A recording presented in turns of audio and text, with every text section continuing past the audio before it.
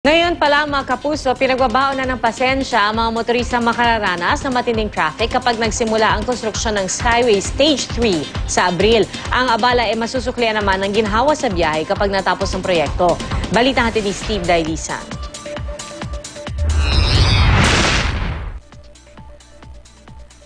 Ito na raw ang pinakamodernong infrastruktura ng Pilipinas, ang kalsadang mag-uugnay sa North Luzon Expressway at South Luzon Expressway. Itatayo sa halagang 26 billion pesos. Para makatipid sa espasyo, double-decker ang disenyo. Nasa ilalim ang pa-northbound habang nasa itaas ang southbound. May 8 access points at 2 toll plaza. Mula Buendia, dadaan ito sa Quirino Avenue, Nagtahan, Ramon Magsaysay Avenue, Araneta Avenue, Sergeant Rivera, A. Bonifacio hanggang Balintawak papasok ng NLEX. Sabi ng Pangulo, ilang dekada na raw pinlano ang proyekto. Pangako niya, magagamit na bago matapos ang kanyang termino. Kumbinsido tayong makakamtan natin ang patong-patong na positibong bunga ng yugto ng Skyway.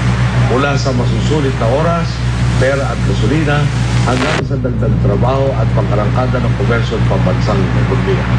Sa loob ng 36 na buwan, asahan na raw ng mga motorista ang masikip at mabigat na daloy ng trapiko sa halos 15 kilometrong daraanan ng konstruksyon nitong Skyway Stage 3.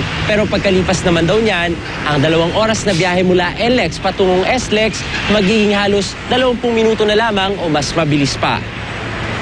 Maraming motorista, handa naman daw magtiis. Kung yun ang pinakasolusyon, di dapat pagtiyaga tayo para hindi tayo matraffic ng gusto.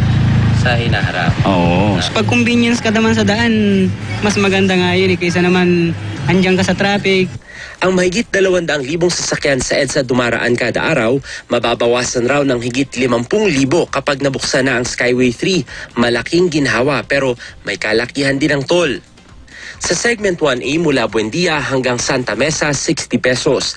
Sa Segment 1B naman mula Santa Mesa hanggang Aurora Boulevard, 17 pesos. 73 pesos naman mula Aurora hanggang Balintawak na sakop ng Segment 2. Kung mula Buendia hanggang Balintawak, 150 pesos ang posibleng toll fee. Maaari pa raw magbago ang presyo. May formula yan yung cost recovery.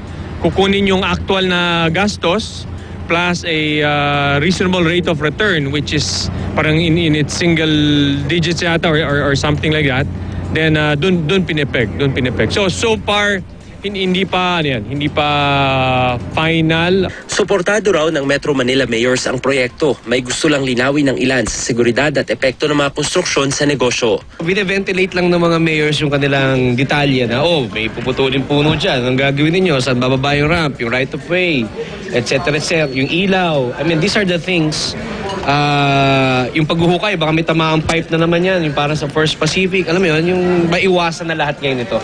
Ang MMDA ngayon pa lang pinagbabaon na ng pasensya ang mga motorista. Isang traffic management summit daw ang bubuuin ngayong Pebrero para maplansya ang mga alternatibong ruta habang sabay-sabay ang konstruksyon. No pay, no gain. I-require natin yung mga proponents na magkaroon ng additional flagmen na sila yung duty sa gabi. Project nila yon, sila yung mag-a-assist sa mga motorista kasi it will take time. Steve Dailisan, GMA News.